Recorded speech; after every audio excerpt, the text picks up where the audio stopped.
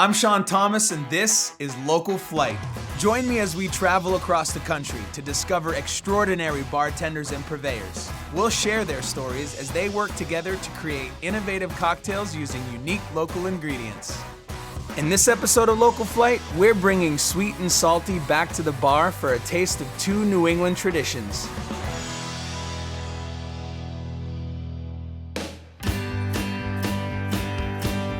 Boston is a city rich in history, and Oak Lawn Bar is no exception. Opened in 1912, the bar was originally a gentleman's club located in the Fairmont Copley Plaza. Updated in 2012, the revamped space now houses an 83-foot copper-top bar where I'm meeting up with Lou Sabin. So what can I do for you today? Well, I'm back in my hometown. This is actually where I was born and raised. Welcome back, my friend. Good to have you. It feels good to be back. This is a beautiful hotel. I imagine the name comes from how big this bar is because it's a long bar. It's the longest copper bar in North America. Really? Built in 1912, same year the Titanic sunk. You see ceilings that have been here for over 100 years. We try to preserve a lot of that history here. Channel that through our cocktail program, too. Oh, yeah? It's a mixture of modern and classic. Can't stay in the past all the time. You gotta update it, so we got a lot of nice, new, bright, modern cocktails on there as well. That's great, man. Is there a drink you'd like to make me to kind of showcase what you're doing here? Yeah, I think so. What I'm gonna make for you today is a cocktail that's not only authentically Boston, it's authentically American. It's a play on the Moscow Mule. Okay. Just a couple slices of lemon. We're gonna muddle those a little bit. Fresh juice, always important. Get a little bit of ice in there. Crushed ice? Yeah, you got it.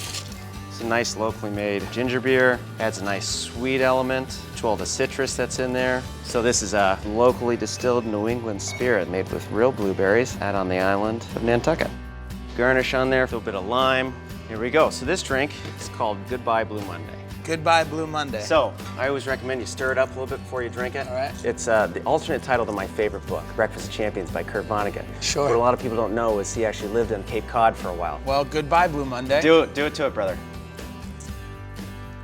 Yeah, I could drink these all day. You'd say this is one of your more popular ones? Yeah, I make a lot of these, you know, kind of a seasonal drink, but right now we got sun. We had a long, hard winter here in Boston, so it's time to drink some light, ginger, citrusy drinks. Delightful. Yeah. All right, so let me tell you a little bit about what I'm doing here back Okay. in my hometown. I have certain connotations when it comes to right. authentic New England. Okay. And I was hoping you could help me find a side of New England maybe that I Okay. haven't seen, but that's still traditional, classic Yeah. New England, and incorporate them into drinks. So. Yeah, when you hear about Boston, you hear about Cape a lot, you hear about Nantucket, you hear about Martha's Vineyard a lot, of course, all yeah. that sort of stuff.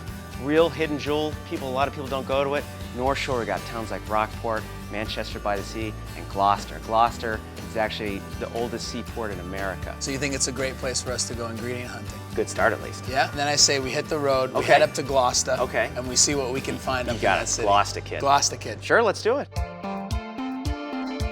New England has a long history of candy making, dating back to the colonial times. Just north of Boston, Nichols Candies in Gloucester, Massachusetts, has been carrying on that tradition since 1932.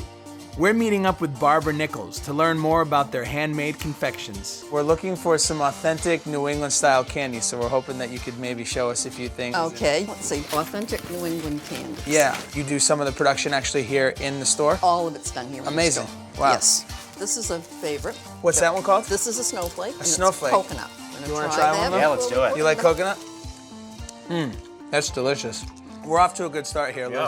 Right behind you are turtles. Now, what are turtles? I feel like I've heard about them. It's caramel dropped on a clump of nuts Yeah. and then enrobed in chocolate. I want all those things. Yes, they're delicious. Well, put it in the box. Let's throw it in the box. All right, we'll put it in the box.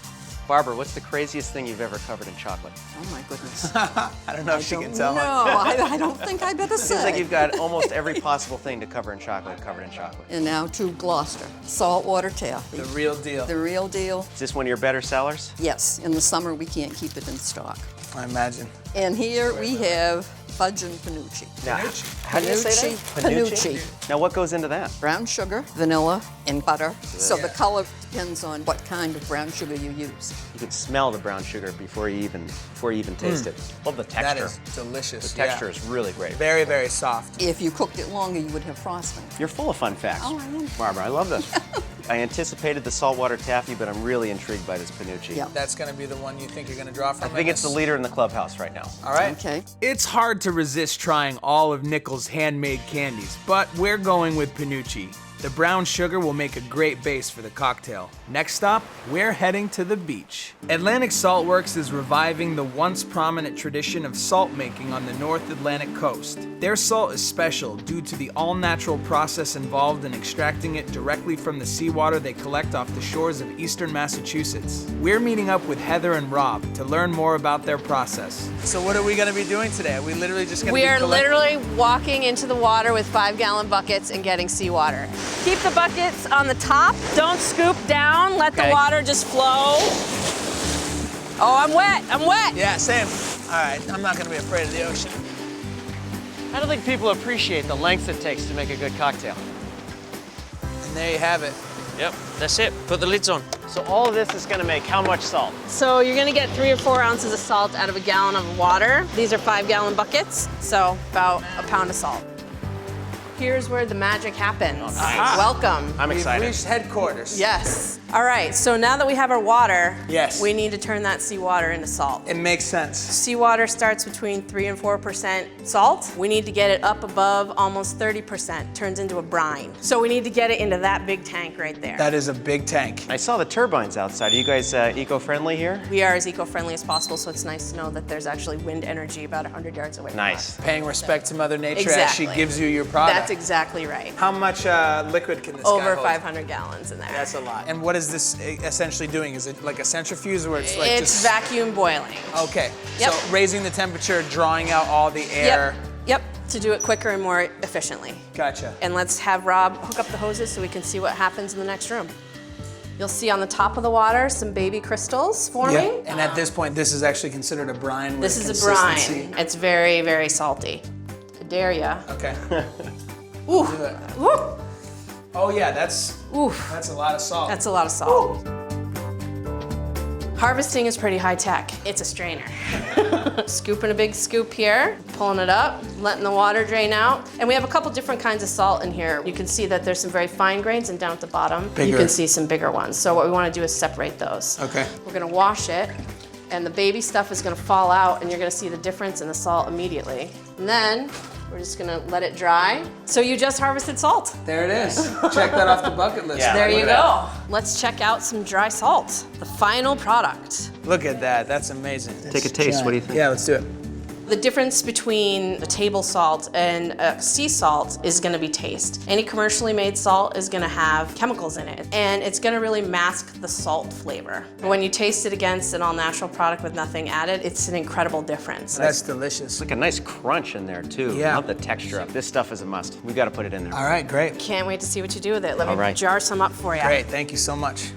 It's hard to get more local than salt pulled directly from the ocean and fresh Panucci fudge made on site. Now it's time to see what Lou can do with these ingredients. Back at the bar, Lou and I head down to the kitchen to melt the Panucci fudge. It's essentially just like sugar and milk, so we'll go into a nice little thick syrup here. We'll make one syrup for the cocktail and another version for the topping. You can see it's already changing color nicely there. You don't really have to fuss with it too much. All you have to do is just make sure it doesn't burn. All right, so we got our Panucci syrup here. Make a little whipped cream with this. Okay. Garnish go on top, pretty easy. Throw that stuff in there. And we're gonna do a little bit of heavy cream. We'll do 6 ounces here. So that's an old bartender's trick I learned. It's the Hawthorne strainer we got here. Yeah.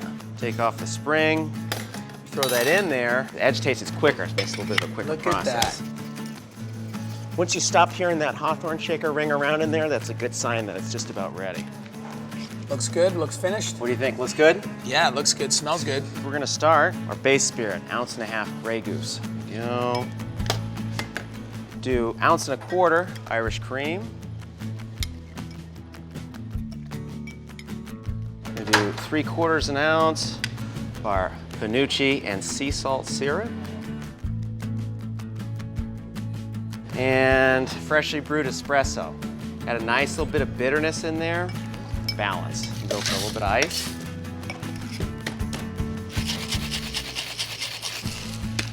So we're gonna do our classic oak room setup here. Bucket of ice on the side. Got these nice little carafes here. We pour directly here into the carafe. That goes into the cocktail glass here. Plenty to spare on the side, my friend. Would you look at that? Now we gotta top with some whipped cream. Little dollop on there. I'm gonna have to double up on the crunches today, man. All the sweets we've been having. And for the finish, just a couple of those nice big flakes right on top of the whipped cream. Cheers, my friend. Thank you Sure. much. Enjoy. Decadent. Yeah. My God. All right, so I get the bitterness from the espresso.